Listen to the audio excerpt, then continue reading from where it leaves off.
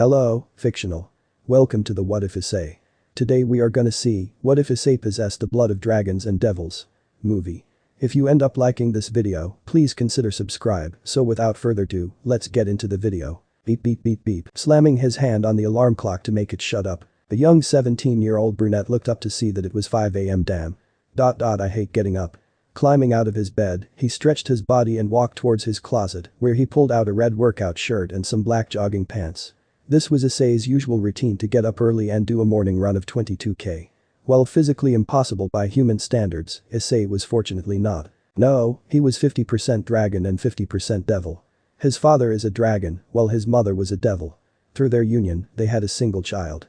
Issei Hyoudou, born between them, had spent most of his life living in one of the devil communities. However, that changed when he was 8 and his mother was killed by a group of fallen angels led by Hyoudou. He remembered that day all too well as the fallen angels attacked one day while he and his mother were out shopping. Mrs. Hyoudou was a mid-class devil who was skilled in the use of elemental magic. Despite her best efforts to protect her only son, she was killed by Hyoudou in front of Issei. It was also the day he gained the sacred gear known as the boosted gear. Overcome with grief and rage, he charged at the Grigori group and managed to kill 3 of them before being knocked away by their leader. It would have been curtains for him had his father not arrived in time with a squad of devil officers to drive them back. From that day, he was told that he would be this generation's Red Dragon Emperor and that Ddraig was his ancestor. He also promised himself he would grow stronger to take revenge against Grigori who took his mother from him. That single drive motivated him to become more powerful and harness his inherited abilities. However, his father had chosen to take him to the human world, where he could be safe.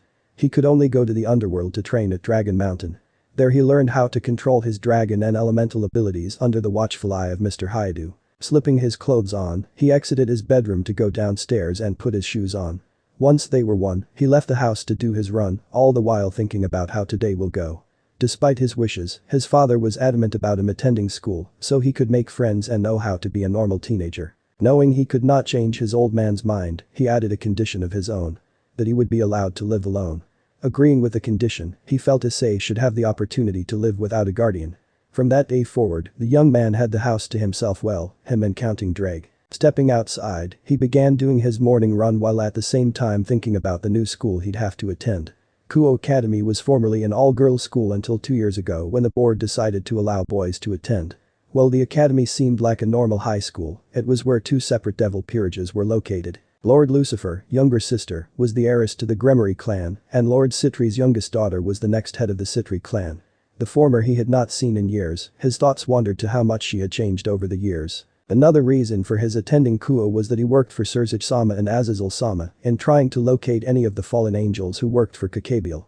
Azazel-sama was far from pleased with some of the Grigori who served under him, especially Hyoudou, after discovering that he was displeased about the end of the three-way war. Thus he tasked Issei with locating any of his comrades to see if they had any ideas regarding his plan. 30 minutes later, a sweating Issei tried to catch his breath as he re-entered his house. Heading towards the bathroom for a quick shower, when done freshening up, he went upstairs to put on his school clothes. The Hyoudou Academy school dress code for boys consisted of a black blazer with white accents over a white long-sleeved, button-down shirt with vertical lining, a black ribbon for the collar, a pair of black pants. Issei, however, decided to forgo the collar, put a red V-neck shirt on before the white long sleeve, left his blazer open, put on his white tennis shoes with blue highlights. Glad to see you're taking your training seriously, a green circle on Issei's left hand appeared. Remember, keep your guard up. Being a dragon, you will bring a lot of attention. You haven't told me anything I do not already know, Issei nonchalantly replied. They've had this discussion numerous times before. Dragons, especially hybrid dragons, attract a lot of attention and are extremely desirable. That's why members from the different factions wanted them on their teams. This is not a game, Ddraig chided. The area you are in is a hotspot for supernaturals. There's no telling who will be a friend or enemy. Then this should be interesting and won't be a waste of time, exiting his room and heading towards the kitchen to make breakfast and lunch. If there are any problems, I will handle them. Ugh, Ddraig groaned. You are as stubborn as ever. Guess this should be expected as you are my descendant, after all.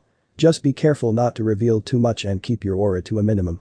If there is nothing else, then I'm going to sleep. Issei rolled his eyes as the green circle vanished. Ddraig could really be a worwart. Not that Issei wasn't grateful, it's just he'd wished the old dragon would lay off a little. Returning to the stove, he made some scrambled eggs and some toast. However, that was different from his much bigger lunch. Being a dragon meant he would need to eat a lot as they had large appetites. After finishing his breakfast, he looked at the picture frame on the wall under the clock.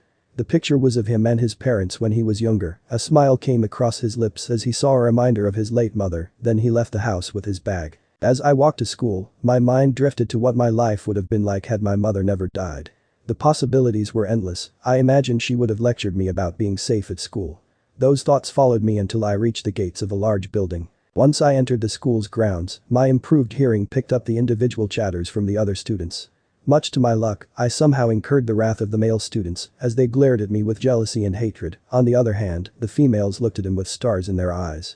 In addition, a group of girls were gossiping about the new student that just arrived. He sure wears our school's uniform well.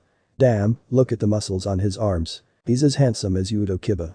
I hope he's not like the perverted duo. Do you think he has a girlfriend? Meanwhile, the boys continued to glare angrily at him. One group had more menacing expressions on their faces. That's all we need, another pretty boy. One sarcastically said. Aye, pretty boy. Issei continued walking, ignoring the comments being directed at him. Instead, his mind focused on the devils already in the academy as their signatures alerted him to their presence. Instantly he felt a different pair of eyes on him radiating from the roof building of the school.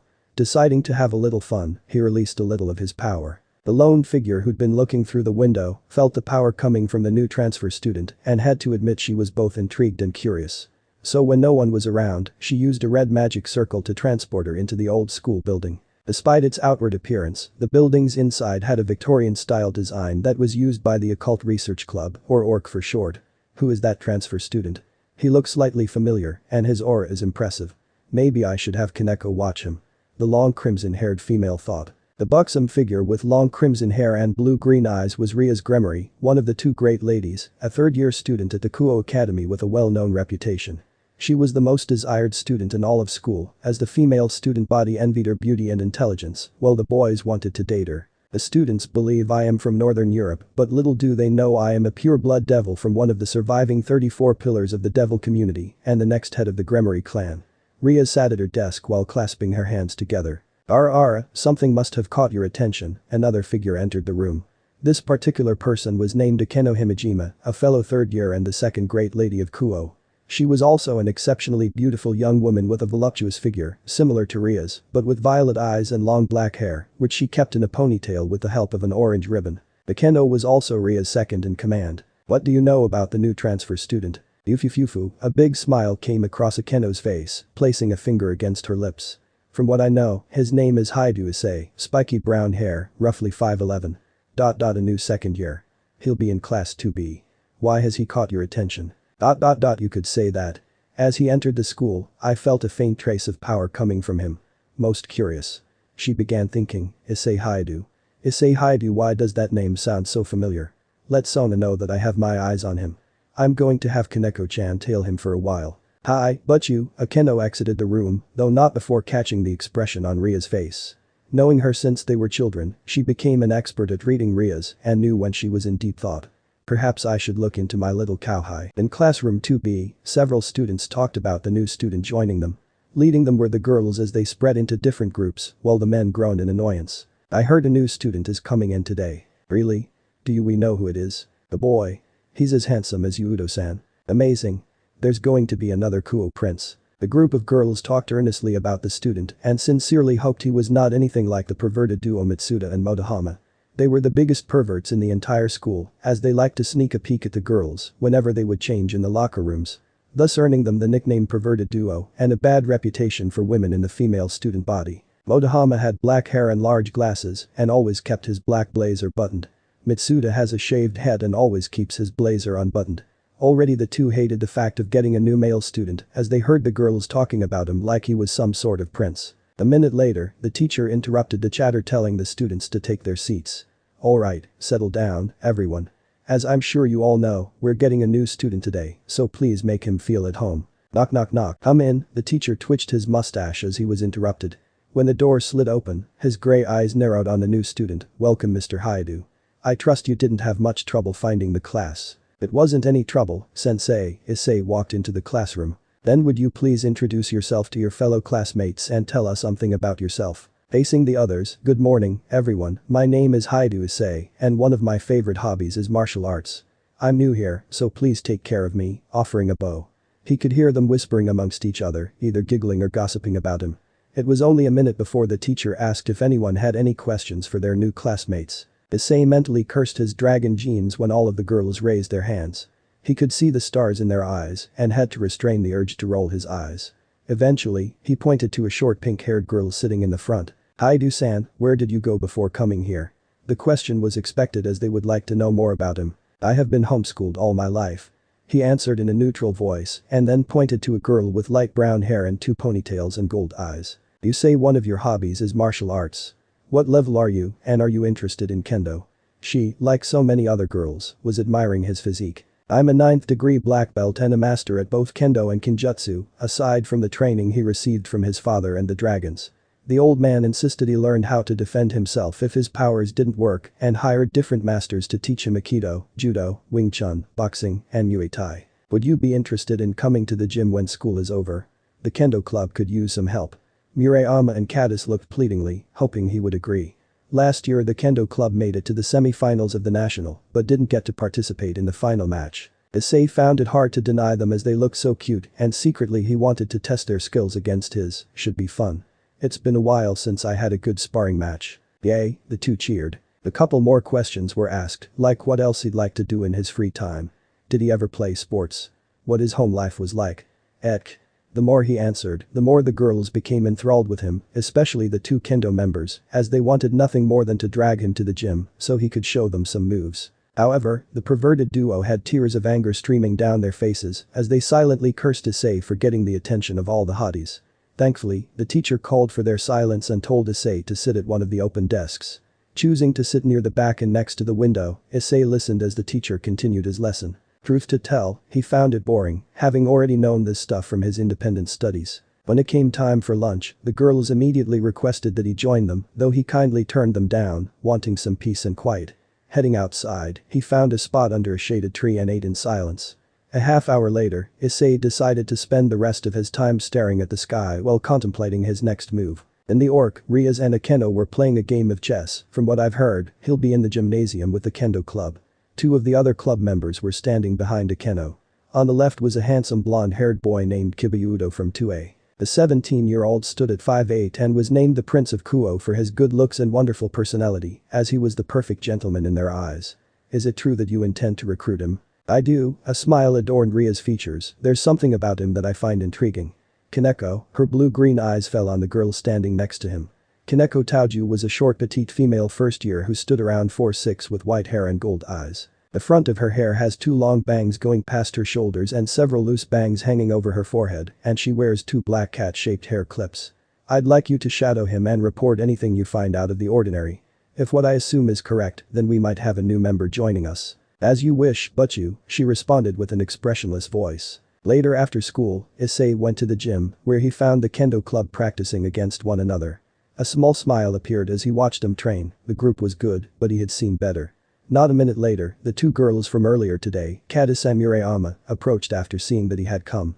"Glad you could make it, Issei-kun. Everyone's been anxious to meet you." Murayama dragged him to the mat, while Caddis organized the others. "Forgive me, but I do not have my equipment," Issei apologized, feeling a little naked without his gear. "It's fine," she responded, a light blush stained her cheeks while tugging against his strong arm. "This is merely a demonstration." Sure, that's what she said, but on the inside, her heart was beating in her chest. "All right, ladies, Issei-sama has agreed to spar and offer some advice on how we can improve. Does anyone have a spare shinai he can use?" "I do," a girl whose black hair came up to hand over her shinai. Thanking her, Issei took his shoes and blazer off and got into position as Caddis stepped on the mat. Murayama agreed to be the referee. Once the two bowed and took their positions, she raised her hand and brought it down. "Begin." Caddis immediately dashed forward, bringing her shinai down. Her attack would have hit Issei had he not sidestepped to the right. When she tried again, he dodged left. Then after another swing, he finally brought his shinai up to parry her attack and retaliated with his own. Blocking his strike, Caddis tried again, but like before, he blocked it. This continued for a couple more minutes, with both combatants defending and trading blows. Caddis was panting as he either dodged or parried her attacks, as if they were nothing. Little did she know that Issei was taking it easy on her, evaluating the girl's technique. If his goal were to simply eat her, then she would not have lasted as long as she did. Your technique is slipping, was all Issei said as she tried to attack him again, and before she could think of a reply, he knocked the shinai out of her hand with his own and held it against her nose. Much to everyone's surprise, Cadis, the second best, was defeated in only a short time. But, unlike her opponent, who didn't even break a sweat, she was sweating and trying to catch her breath. You. Goody. They're quite skilled, he retorted with a smile. Does anyone else want to spar? The girls stepped on the mat one by one to show him their skills and techniques. He could see how they made it to the semi-finals at the nationals, however, they did have their weaknesses. When he finished with the last member, he called for an end. You are all skilled in your own rights, though I've noticed a couple of flaws. The main problems are that after you corner your opponents, you sacrifice your footing for a point, thus giving your opponent an opening to counterattack. The next set of problems would be your low stamina, as a person could wait until you're too exhausted to continue, and finally, you need to maintain your composures. Keep in mind that kendo is about control and discipline. To be victorious, you need to out-hink your opponents, lure them into a trap. Despite being exhausted and sore, they listened to his advice as he told them that kendo was like playing chess or checkers. To win, they had to create a strategy.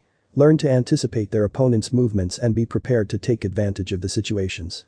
Also, Issei had them work on their offensive and defensive skills by taking them through various techniques and maneuvers. Keep in mind that this is a contact sport, it'll require you to think ahead. Practice these exercises to build muscle memory and always try to remain a step in front of your opponent. Ddraig mentally laughed, what do you know?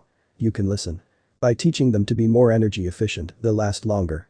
Way to be pragmatic, partner. You taught me well, replying to the statement. Strategizing was one of the many things he learned when he was younger. Ddraig and his dad made sure to drill that into him. A fool who blindly charges in without a plan will always get themselves in more trouble than necessary.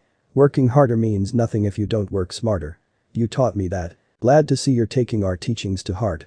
But remember, you still have room to grow.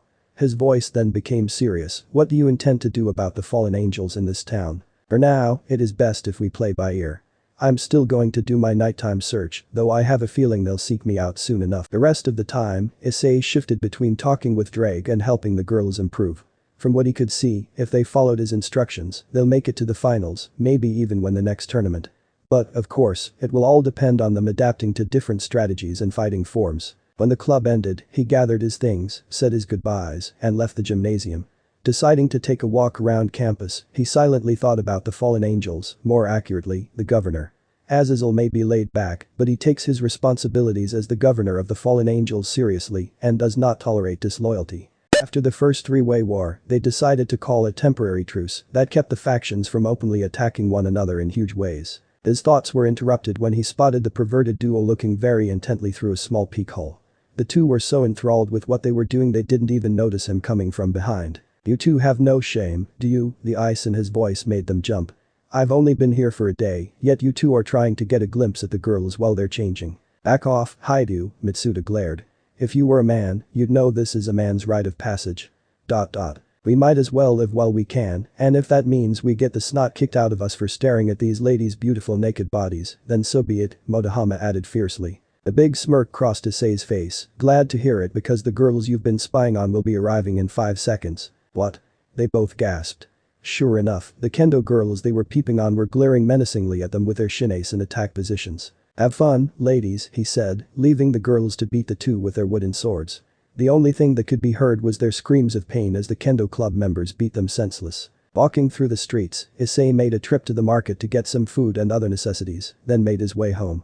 Rounding a corner, he subtly threw his senses back to see if the person who had been tailing him was still around. You sense her too, don't you? Indeed, I do, partner. She's been following you since you left the school, probably on her master's orders. But do you feel that demonic aura around her? If what he suspected was true, the person was not a normal devil, nor did she have any malicious intent. She is definitely a devil, that much is certain. However, I can feel a faint trace of foreign power coming off her. Issei acknowledged, continuing his walk while deep in thought. Then it hit him, an Ekamata. That's interesting. Probably a Nekashu if the signature I'm reading from her is accurate. In a couple minutes, he arrived at his modest 2-story house, put his groceries away, and sat on the couch to watch TV. Then, just as he was about to close his eyes, his phone rang. Ring ring ring. Snapping his eyes open, he pulled his phone out to see who was calling him. A wide grin formed on his lips as he pressed accept. Lord Lucifer-sama. To what do I owe the nature of your call? The Devil King laughed. How many times do I have to tell you, Issei, you do not have to be so formal, will me? Issei rolled his eyes at Surzich's laid-back attitude. Some things never change. I just wanted to see how you were adjusting to your new life in Kuo. It's been months since we last spoke. You don't call. You don't write. I thought something happened. This time Issei laughed, sorry for not checking in. How are things at home? Is Milica still growing? Of course. He's my and Graphia's little trooper. Issei could hear the pride in his voice. He misses you all the time and often asks when you'll come to visit. The little Grimmery boy was 9 years old and inherited his dad's energetic personality. Milica's had also taken a liking to Issei, often referring to him as Nai-sama. I'll make a note to pay a visit, Issei quipped. Maybe he should spend more time with the boy, let the child have some fun, and give his parents a break. But then, his voice suddenly became neutral, anyway, do not worry, school is fine. Kind of tedious, to be honest. Though I suspect Riasan is already aware that I'm not a human. Riatan. The fondness in Surzich's voice did not surprise the young man in the slightest. Surzich's loved his little sister dearly, needless to say, he was a bit of a sis-con. How is she? Has she approached you yet? Will you join her peerage? He quickly asked. In order. She seems fine, still as beautiful as ever, he mentally commented. But I only caught a glimpse of her as I entered the school building. She has yet to approach me, but that might change soon. Regarding your last question, I am undecided. He replied. As you already know, I'm half dragon. So normal pieces won't be enough to make me part of her family. Breathing a sigh, that may be true. However, please consider the offer when she makes it. I know that will make her happy. I will think about it, Issei agreed. The two talked for a couple of minutes, discussing several different things, especially his assignment to locate any of the fallen angels currently in Kuo town. Azazel was positive they were there for one reason or the other. After swearing loyalty to that warmonger Kakabiel, they basically turned renegade after renouncing him as the governor-general. Therefore, he no longer had any responsibilities to them. Their association with Kakabiel has branded them as traitors, and whatever punishment the Red Dragon Emperor would give them would be justified. Later, after eating dinner, Issei went on patrol, searching for his prey. Fallen angels or not, he was positive they would be easy picking as they were a group of mid and low high-class individuals. Furthermore, he had prevailed against strong people from different factions before, so this would be relatively easy. Spending the next couple of hours searching only to turn up nothing, he finally returned home for a shower and went to sleep. The rest of the week flew by with Issei settling into his new life of going to school like any other teenager and then patrolling the streets for the people associated with Kakabiel. At school, he quickly gained the title of the second prince of Kuo, with several girls trying to get his attention. Being polite, he let them down gently, though it didn't amount to anything as they persisted in their advances, earning the ires from the boys, especially Mitsuda and Motohama. True to their jealousy, they tried to get Issei in trouble many times with the student council and members of the kendo team. Every time they would wind up in trouble as the person who they wanted to get punished would disappear or be surrounded by a gang of lovely ladies. In truth, Issei found it amusing as the perverted duo plans would always backfire. They had no tact. And blaming him for why the females of Kuo detested them was just sad. Aside from dealing with his classmates, everything seemed alright, as he would sometimes help the kendo club by testing their skills, training in the gym. Just because he was a master did not mean he couldn't improve his combat skills. In class, he barely paid attention, choosing to look outside, and as much as the teachers would call on him to answer questions, he would give correct answers. Another thing that seemed to annoy the other men in his class is they hated how he became the top student even though he barely paid attention in class. Why would he? The teacher went over stuff he already knew, part of him missed the underworld. Mainly because, at least there, he could ignore having to do homework assignments. On Friday after classes, Issei left the school with his mind on the new motorcycle he had commissioned from a well-known shop in the Grimmery territory. Unlike the motorcycles in the human world, these were capable of flight much faster and more powerful when synchronized with the rider's aura. Speaking of aura, he decided to let a small amount of his out, hoping the fallen angels would pick up on his signature. Are you sure this is the wisest move, partner? The chances of a fallen angel appearing are 1 in a million. I know what I'm doing, Ddraig. He began. Instead of being the hunter, it's time for me to be the prey. We're practically fishing. This is my bait. Looking down from the bridge, he relaxed at the sound of the slow-moving river below him, and a gentle breeze brushed against his face. He mentally smirked after sensing the arrival of one of his prey. Playing it cool, he acted like he didn't notice her presence. Excuse me. He turned his head to the source of the sound. Standing a few inches away was a beautiful young girl, probably 16 or 17, and a couple inches shorter than him. She was dressed in her school clothes, which consisted of a dark red jacket with a letter P embroidered in gold, a white undershirt, a red bow, and a green skirt with a thin white strip around the lower end of it. You're Issei, right? Hyoudou Issei. a second year at Kuo Academy. Looks like your plan worked, his partner commented. The girl is a fallen angel, of that, I am sure. Keep your guard up, as this is clearly a disguise to mask her true form. Silently agreeing, Issei went with it, that would be me. If I may ask, who are you? Oh. Right. My name. Is Amano, and I wanted to see. The nervousness in her voice sounded well rehearsed and would have fooled any of the hormonal boys at Kuo. Luckily, he had expected this confrontation, seeing through her facade. Yes. Flashing a smile to boost her seemingly fragile confidence. Uma's face became red hot, almost extending to her neck. She decided to take a chance. If you would be my boyfriend. A nearly dramatic sigh escaped her lips. Pretending to think, he quickly formulated a plan. This is going to be fun, as I'm sure you intend to kill me. Seeing as how we just met, I don't think it would be best for us to start dating. Choosing his words carefully. The brief spark of hope in her violet eyes disappeared and was replaced with sadness. However, as I am new to this town, I wouldn't mind taking a tour. Maybe we can get to know each other better. Yay, she immediately perked up. We can meet on Sunday at the mall, say 11 o'clock. Works for me, he replied. Great, see you then, waving goodbye and turning to walk in the opposite direction, wearing a big smile on her face. That went better than I expected. Anything to say now, Gramps? Jokingly asked as she took the bait. Watch it, mister. While I admit your plan to ensnare the girl was brilliant, she still poses a threat. Her ability to mask her energy signature is commendable, but not good enough to escape a dragon's attention. Stay on your guard, as you don't know what she might have planned. Knowing his partner well, he had a feeling he knew what the boy was thinking. Remember to focus on the job. Collect the information you need first, then finish her. Also, a devil is hiding in the trees behind you. Yeah, it's the same girl from yesterday. Kaneko Taoju, I think her name is. He then headed home for the day. I better report this to Butchu. The petite white-haired girl had jumped down from the tree she was in, sucking on a popsicle with an expressionless mask.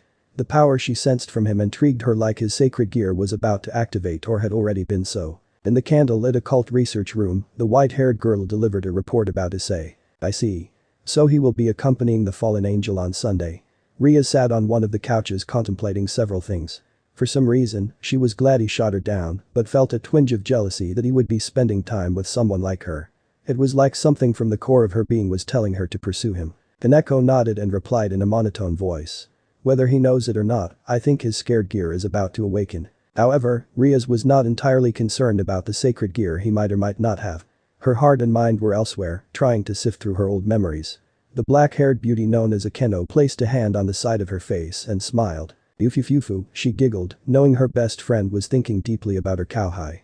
This boy must be something special if you are thinking this much about him. He is pretty handsome. If he was an apple, he'd be delicious. I wouldn't mind getting to know him better, licking her fingers as Ria's face became red. He will do no such thing, Akeno. Rias stood up. Akeno was an S&M, and she would eat him alive. Finding it hard to explain, she felt an attachment to the brunette. Then regaining her composure, we need to make our preparations immediately. Everything else depends on him. Before he meets with the fallen angel, I will send my familiar with a flyer. Should anything happen, we will be there in seconds. At the Hyoudou residence, Issei was on the phone with the leader of the fallen angels, informing him of who he had met and what her intentions were. I am almost certain she intends to kill me. Damn it, Rainer, growled Azazel.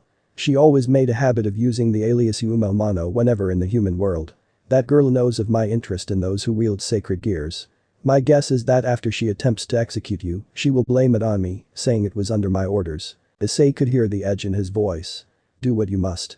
The more information you have on her, the better chance we'll have of learning their plan. Consider it done, hanging up the phone. Azazel wasn't wrong, as they needed information. Killing a fallen angel without provocation would cause problems. Normally, that would be the case, however, Rainer and her friends were branded as traitors, meaning that whatever he'd do to them would be legitimized. There was also the matter of revealing himself to Rias and her peerage, as the time for games is nearly over. The couple times he would catch her staring at him, she never once sensed any evil intent. So far, only 3 people are part of her peerage. Akeno Himejima, Hyoudou, and Kaneko Taoju. She might want to recruit him, as having a dragon-devil hybrid would no doubt help. Whatever happens, the choice will be his to make. This is what his father had in mind from the beginning, as even dragons and hybrid dragons needed companionship. Even though their race preferred solitary lives and chose to avoid interactions with other beings, hence the reason why several of them chose to live at Dragon's Mountain. They were not incapable of forming alliances or befriending others. On Sunday Issei got up and did his morning workout routine, showered, then dressed for his outing with the fallen angel, Rainer. Instead of his usual Kuo school attire, he dressed in a dark red shirt, black leather jacket, and dark jeans. Hopefully, things will go as planned. His orders were clear. He could do what he wanted with her only after getting the information needed about her comrades. Exiting his house, he walked to the town center, where he was supposed to meet his so-called date. All the while mentally speaking with Ddraig, his ancestor had been on his case about using caution since he woke up. The duo sensed the Fallen's true intentions when they first met, and it took all of Issei's will not to end her life on the bridge.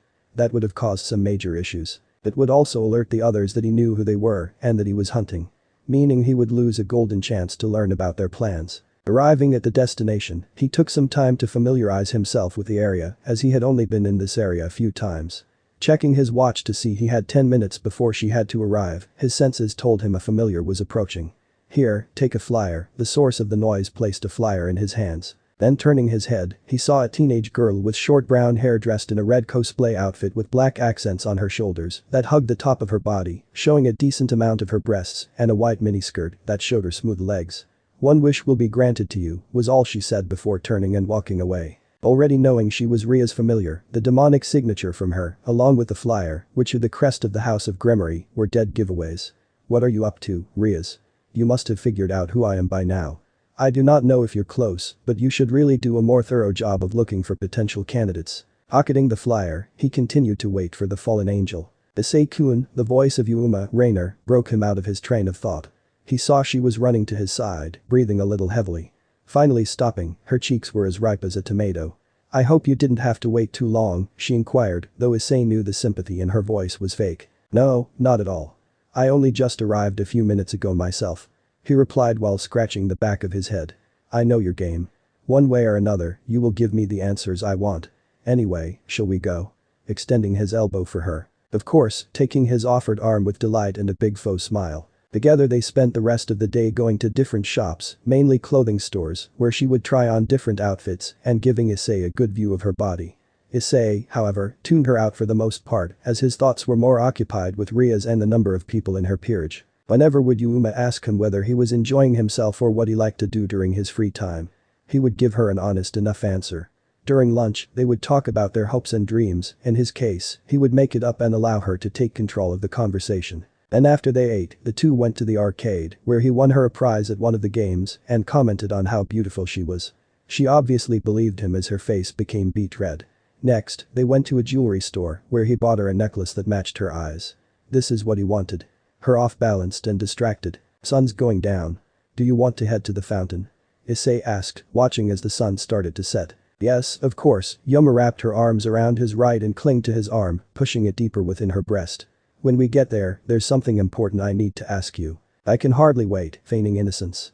Still, his mind was elsewhere as he missed the evil look in her eyes.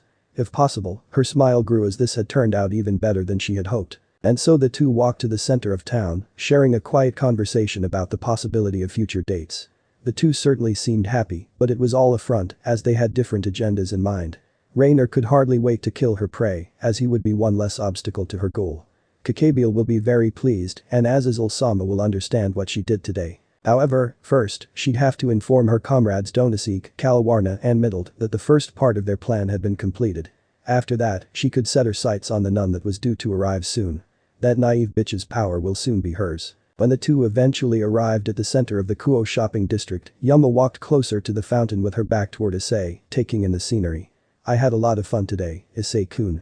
Hopefully, we can do it again soon," she began, though her voice appeared to be genuine and innocent, a hint of malice intent edge in her words. "Before we go our separate ways, I need to get something off my chest." Whirling around with a big smile, she took a step toward him, in honor of our first date together. "I'd like to ask you something important. So I can remember this day." What would that be? Hardly acknowledging what she was saying. He was so lost in his thoughts that he failed to notice she closed the gap between them. The innocent smile that was once on her face became devious, almost murderous. "Would you die for me?" "What can you say that ag?" He could not finish his question as a light spear was jabbed into his lower right abdomen, creating a gash that leaked some blood. Yuma, who jumped back as he fell to one knee. Before his eyes, her entire appearance changed as she no longer looked like a naive teenager, but now a mature woman. As she discarded her clothes, a pair of fallen angel wings emerged from her back. The rest of her attire now consisted of a black strapped bra that covered her enlarged breasts, a matching pair of thongs held around her hips by 3 thin straps, gloves that ran right up her arms with small lengths of chains hanging from them, shoulder guard-like objects on her shoulders with 3 large spikes sprouting from her right shoulder, and black thigh-high heel boots. This was her true form. Though to Issei, she looked like one of those late-night prostitutes. As she was about to summon yet another light spear, her violet eyes carried nothing but delight as she saw her prey so vulnerable. "Why don't you look so pathetic, enjoying the sight of seeing him in pain? If you want to be mad at anyone, then blame the sacred gear that's in you. Azazel-sama is quite concerned about its power as it could be potentially dangerous to us. Sorry to say, but he wants you out of the way." Issei knew it was a lie as Azazel had a thing for collecting and studying wielders of scared gears. Aside from that, he was mentally scolding himself as he should have been paying more attention. Also, while he might be part dragon, he was still a devil. Light attacks and weapons may injure him, but they won't finish him. However, it will take a lot more than some spear to finish him, though he still needed information. So, deciding to play the part of someone injured, he listened. "In all honesty, I did enjoy myself, and I will keep your present as a memento of our time together." That part was the truth. This was never personal. I just had orders. Any final words? Just this. The pained look on his face morphed into a smile. Thanks for the information, bitch, standing at full height. The thoroughly shocked Rainer gasped. "What? How are you able to stand up? Devils are vulnerable to light magic." "You're right about that part, however, I'm not completely a devil. Let's do this, Ddraig." A red dragon-like gauntlet with a green jewel in the center and 2 golden spikes appeared to cover his left hand and extend to his forearm. Boost 4 times. Boost, boost, boost, boost, the green jewel glowed a couple of times. "No, it can't be. You can't be the wielder of the boosted gear," Rainer exclaimed in both fear and anger. Die, throwing her spear, which he easily knocked away. "No, stay away." Before she could summon another spear, he dashed forward to deliver a hard punch to her stomach, knocking the wind out and making her cough up some blood. Then, seizing the moment, a long red dragon tail appeared from Issei's back to wrap around Rainer's entire body. "You're a dragon," she struggled to breathe as he tightened his tail around her, conscripting her ability to breathe. "Very observant." He drawled with a dark smile. "Did you truly believe I didn't know what you were? I've had you pegged since that day on the bridge." She was shocked that he knew who she was from the beginning. "Make no mistake, you're dying tonight. Though, how depends on how well you answer my questions." "Go to hell," she managed to get out. In response, he punched her in the face with his right hand and then slammed her on the ground. Not a second later, he flipped her so she was on her stomach, grabbed her wings in both his hands, and ripped them from her back. She screamed in absolute pain as blood started coming out. Once again, he wrapped his tail around her to bring her to eye level. The sadistic smile that was once on her face was replaced with a look of fear and pain. That was just a taste of what's to come, the dark edge in his voice made her blood run cold. "As for your boss Azazel. Well, here's something you were clueless about. He and I are quite close. You can say he was a teacher of sorts to me. So do not even try to blame him for this unprovoked attack, as he would never assault someone with a sacred gear. To him, you are a rogue element that no longer has a right to be in his faction. Now, what's your business in this town?" Overcome with fear, she replied, "My comrades and I want to seize a unique power from an excommunicated nun. She's due to arrive in this town soon. From there, she was supposed to get to the church where we would take her sacred gear." Issei could barely hold back his disgust. "How many other fallen angels are involved?" "My friends Middled, Kalawarna and Donasik. Along with that crazy stray exorcist bastard Fried Selzen." Issei's brown eyes became bright green as his dragon aura started leaking when she mentioned that a stray exorcist was involved. Particularly Selzen. That rotten murdering bastard was a complete psychopath who delighted in causing pain and suffering to devils. The man killed for pleasure, that's why the church exiled him, for he had no honor or any shreds of decency. He and a handful of other stray exorcists are also present. The rage Issei felt was so abundant as every word she spoke angered him. Each time the green jewel in his gauntlet flickered on and off, increasing his power. Luckily he spent a lot of time controlling his emotions, courtesy of the training he received from his dad and Azazel. These people. No, these animals would kill an innocent girl to acquire her powers. What is her name? He slammed her on the ground a few times when she didn't speak. The nun. What is her name? Asia Argento, she finally croaked. Then slamming her on the ground again, he unwrapped his tail from around her. Goodbye, extending his left hand, a demonic ball of red energy extended from his gauntlet. Explosion, dragon explosion, he called out as he punched the ball of energy toward the screaming fallen angel. She was so terrified that she couldn't even move out of the way to dodge. When his attack hit its target, she screamed in agony as the ball of energy exploded, disintegrating her and leaving only her wings in a pool of blood. The move he used was a different version of the dragon shot he developed during his training when he was younger. Instead of becoming a beam of energy, it would keep its form until fired and explode. Ahem, Ddraig cleared his throat, did you forget? You were supposed to get information on Kakabiel. Reminding his partner. I forgot to do that, apologizing, forgetting that key detail. That's not the only thing, either, not at all happy that the boy let his mind wander at a crucial time. It doesn't matter. For now, return home and get healed. We will be having a long talk later. Issei groaned as this was going to be another scolding session. But Ddraig was right about one thing. He should leave as enough had happened tonight. Materializing his dragon wings, he leaped into the air and flew off into the night. In the orc, a worried Rias Gremory was pacing back and forth. The flyer she sent her familiar to deliver to Issei earlier today should have alerted her by now. Her anxiety was abundant as she wondered what could have happened. She didn't want him killed, but she couldn't go after the fallen angel without just cause, as it would have sparked another war. Though that hadn't made her decision any easier or right. Just when she was about to release a frustrated sigh, her breath got caught in her throat and her heart felt tight. She felt drawn to Issei for some unexplained reason, and Akeno's teasing wasn't helping things either. For Rias, are you perhaps worried about him? Akeno teased. Or are you wishing you were the one who was out with him? Ignoring her queen, the crimson-haired teenager decided enough was enough. I'm tired of waiting. The flyer should have alerted me by now. You like him, Akeno giggled. Though I cannot say I blame you as he's easy on the eyes and handsome. I wonder if he's hiding anything behind his pants. Get those thoughts out of your mind, and I am only concerned for him, Rias attempted to justify her concern. Why don't we go see what happened? Kiba closed the book he was reading and got up from his seat on the couch. Kaneko joined him after finishing her chocolate bar. The magic circle appeared below their feet to teleport them away from the clubroom. In a fraction of a second, they were near the fountain to see a pair of black wings lying in blood. Looks like we're a little late to the party.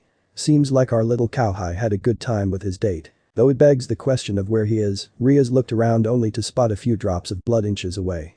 If the fallen angel is dead, then where is Issei? Something wasn't adding up.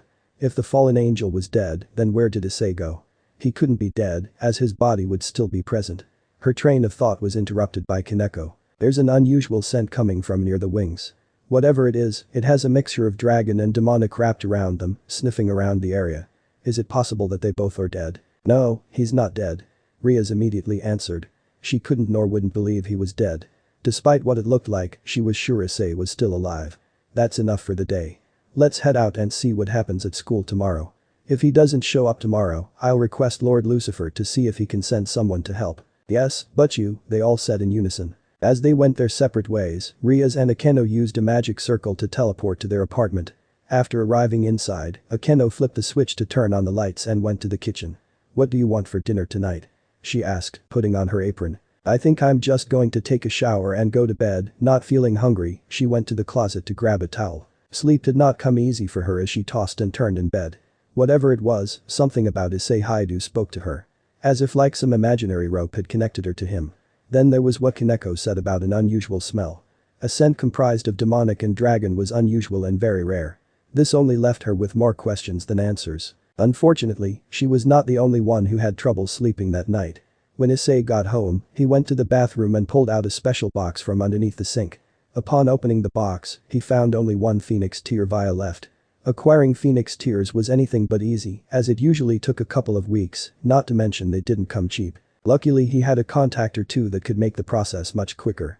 Making a mental note, he used the last vial he had on himself, made dinner, delivered his report to Surziches and Azazel, and headed to his room where Ddraig spent a good hour scolding him for allowing his focus to waver.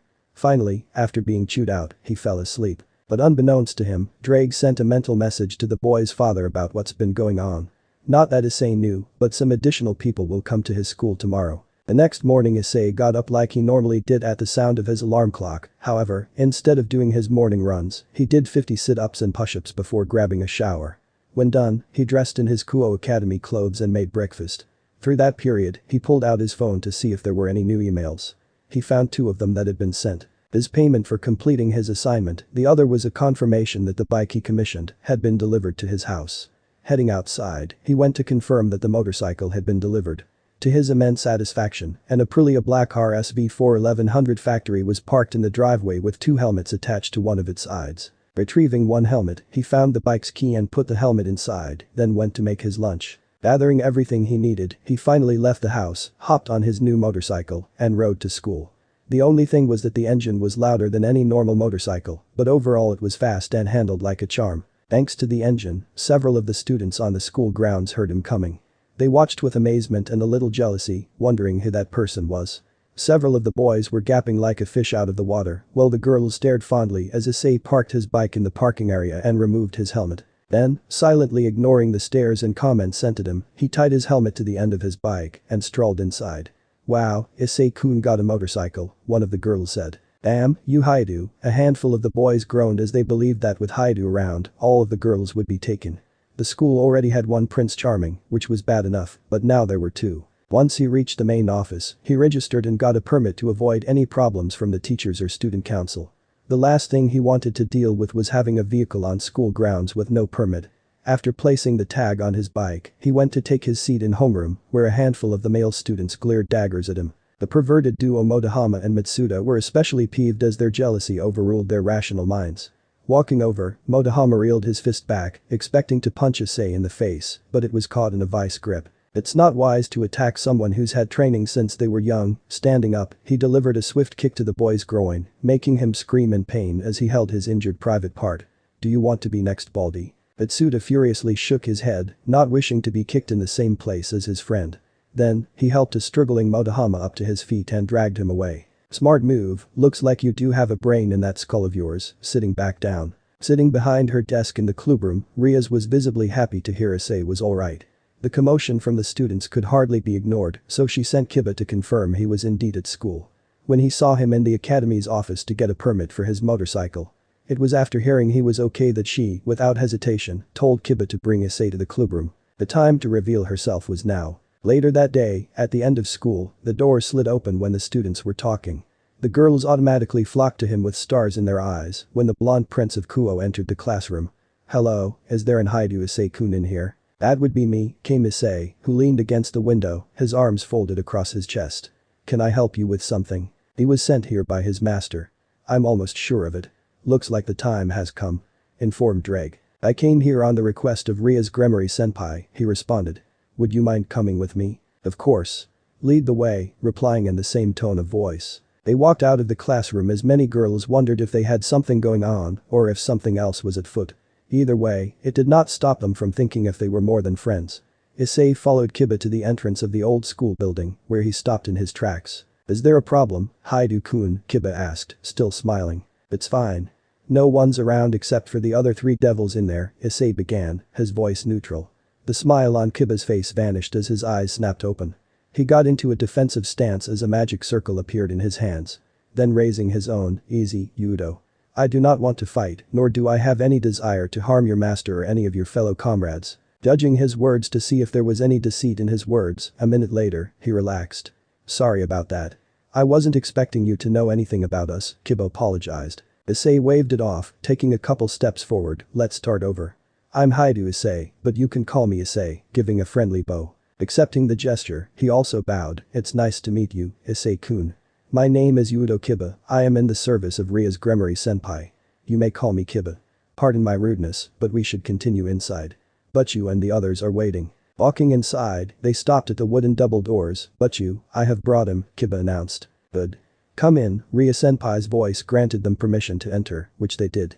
Opening the double wooden doors, stepping into the candle-lit room to see the school's mascot Taoju Kaneko-chan on one of the two couches, quietly eating yakin. Kiba introduced a petite first-year girl. She gave him a courtesy bow and then returned to her snack. So the rumors about her not talking much and having a stoic expression at all times were true. I then heard some running water coming from the other door, assuming that either Himejima-senpai or Riasen was having a shower. The first to step out of the refresher was the former, with violet eyes, dressed in her school uniform and a ponytail held together by an orange ribbon. There was no question about who she was, and he could tell she had a decent amount of magic within her, though there was something else. "My. So you must be Hyoudou Issei. You're the new club member, right? Pleased to meet you," she approached him. "My name is Himejima Keno. Please take care of me." After introducing herself, she gave a respectful bow. "I am Hyoudou Issei, it's a pleasure to finally meet you. Please take care of me," returning the gesture. From what I hear, you are one of the two great ladies of Kuo Academy, though the title does not do you justice. For you are more attractive than what the students have described you. Yufufufu, well, aren't you the charmer? I can see why the other girls like you so much. Maybe you and I can get some alone time in the future. That way, we can get familiar with one another. Issei couldn't tell if she was being serious or not. His dragon side roared inside, telling him to pursue her. He remembered what Ddraig said about dragons. Considering the amount of power they had, it would usually attract attention, making them desirable. Before his inner dragon could speak, the person he'd been wanting to meet finally came out with a towel drying her hair. Sorry for the wait, I had to freshen up. Hope you weren't waiting too long. No, not too long, he waved it off as his senpai went to stand next to her. Me and Himejima senpai just finished introducing ourselves. It's certainly nice to see a familiar face. Despite the number of years that have gone by, you are even more beautiful than I remember. That caught Rias off guard, have we met before? I'm hurt you can forget me so easily, though it's partially understandable given we haven't seen each other for a while. Though we do have a history. The Kendo giggled as it was rare to see her friend surprised. Rias.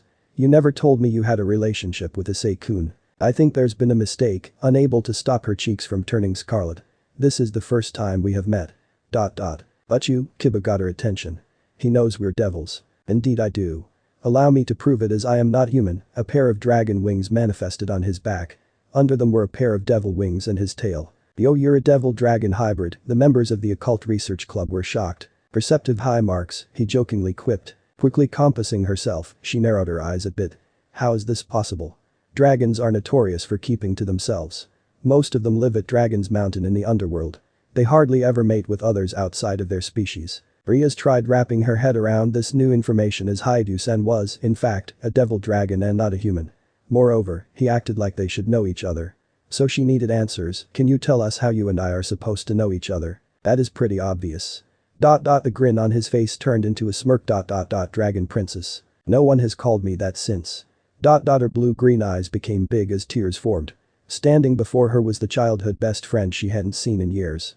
Ice. Chuckling as she finally put the pieces together, you remember me now, huh? Ice. Rias ran and grabbed him in a big hug. I've missed you so much, tears started to come down her eyes. He returned the hug rubbing her head. It's good to see you too, then looking at the others. Kaneko-chan's stoic expression changed into one of surprise as she put her snack down. Kiba gave him a thumbs up and Akeno-senpai placed a hand on her cheek and giggled. Then, returning his gaze to her, we have some catching up to do. She reluctantly pulled back and he wiped the tears from her eyes with his thumbs. You're a lot more beautiful when you are not crying. Attempting to regain herself after letting go, it's been so long since we've seen each other. I'm sorry for forgetting and not keeping in touch. There's no reason to dwell on it as I had this as a reminder, reaching into his pocket and pulling out a photo. Gently taking it, she released a small gasp. I remember when this was taken, staring at the picture of them when they were kids. It was taken a couple of days before you left. When I asked Ani-sama why you were leaving and if I would see you again, he wouldn't say. That is a long and rather sad story, Issei replied. However, there is something I want to ask you. Why did you send your familiar to give me a flyer instead of telling me a fallen angel was lurking around? That is what I would like to know, a different voice came. The crest of the grimoire appeared behind Issei and out came Lord Lucifer and Garu Hyoudou. Similar to Rias, Surzich's had shoulder-length crimson hair and blue-green eyes. What would strike anyone was how young he looked, as no one from the human world would suspect him of being the Devil King. Usually, his expression was carefree, but not this time. Instead, this time it was mixed with seriousness and disappointment. As for Gauru, he may look like a middle-aged man, but the group could see where Issei got most of his looks from. Ani-sama. Father. They said in unison while the others took a knee before Surzich's. Father, what are you and Surzich-sama doing here? Asked Issei. Can't a father come and see his favorite son once in a while? He affectionately ruffled Issei's hair. Only son, he replied before looking at his left hand. You had something to do with this, didn't you, Ddraig? His voice was laced with irritation. Don't get an attitude with me. You were the one who was reckless yesterday. The green jewel appeared. I have said it before, do not let your focus waver and always keep your guard up. Inwardly groaning, I'm alive, aren't I? You will be dead if you keep making such foolish mistakes. Meanwhile, Surzich's narrowed his eyes at his sister. I am very disappointed in you, Rias, he began. You not only failed to report on the fallen angels and stray exorcists in this town. You also put your friend in danger and would have risked a conflict between the devils and dragons. There was no warmth in his voice. I'm sorry to say this, but because of your foolishness, I will take your peerage away. Wait, Ani-san, please do not take my peerage away, she begged as tears started to well up in her eyes. I'm sorry, Rias, but you must be. Now hold on, Surziches, Issei cut in. I do not deny what she did was wrong, and while I do respect you. However, I must ask that you leave her with a warning. After all, the blame is mostly on me. How so? He asked, with everyone looking at Issei. Had I told her who I was after my first day at the academy, this might not have happened. In addition to her station as the overseer of this town along Citri Senpai, she didn't know that the fallen angel Rainer and her friends went rogue. Issei reasoned. Had she did intervene before I went out with her, that might have sparked another war and we would never have learned what they were after. And I'm sure Riasan is sorry. Right. Turning his head to her. Very, furiously nodding her head. I won't do it again, I promise, bowing her head in shame. My partner is right, Lord Lucifer, Ddraig said. This incident is mostly on him rather than your sister. I'll be sure to give this one another severe chewing out later. He promised. Releasing a tired sigh, be that as it may, it does not excuse what my sister did. Cut the girl some slack. Look, I'll make you a deal. In exchange for 3 favors, the devil community and House of Gremory will be forgiven for yesterday's events. Trying to bargain with his old friend mentor. Surziches looked at Gyaru, who nodded in agreement, his pleading sister for a second chance, and then at Issei. Alright, I'm listening. 1. I want a new batch of Phoenix Tears. Yesterday, I used my last one. Deal. 2. You let me come play with Milikas this weekend. My son does need a playmate when he's not focusing on his studies, and Grafia could use a break. Accepted. 3. A pregnant pause to build up suspense from the other devils. You come by for dinner Thursday. That does seem fair, Surziches thought out loud. Gyaru, is he a good cook? Mr. Hyoudou nodded that he is. But try his food and see for yourself. Issei. Taking that as his cue, he put his bag on the table and pulled out 3 containers and a pair of chopsticks. He then passed one of the box containers and the chopsticks to the Devil King. Then, removing the lid, he saw beef curry. It definitely smelled good, here goes nothing. He took a bite of a beef strip and instantly his eyes filled with stars as a burst of flavor consumed his mouth. In the name of the Marquis of Gremory. This is amazing, he exclaimed like a child eating some more. Though he quickly compassed himself and looked at Rias. You are lucky. He then looked at Issei. I will be over Thursday. Would you mind if I bring Milikas? Be my guest, replied nonchalantly. Just come hungry. Well, Gyaru, I think our business here is done. Issei, I will have this box returned to you tomorrow, and with that, the 2 disappeared via magic circle. Glad that's over with, he breathed a sigh of relief. The last thing he wanted was for there to be some conflict between the devils and the dragons. Thank you, Ice. Do not get ahead of yourself, Riasan. You and I are not square yet, he said, leaving her at a loss for words. I said I forgive the devil community and House of Gremory, but not you. She knew what she did was wrong, and whatever punishment Issei decided for her would be justified. What's my punishment? Remain still and close your eyes, he instructed. Doing what he said, she complied and closed them. Whatever he was going to do, she didn't expect a flick to the head. Ow. Opening her eyes and rubbing her forehead. Alright. I'm satisfied, moving past her, he took a seat next to Kaneko-chan, while Akeno-san and Kiba looked amused. Spinning around in both confusion and a little embarrassment.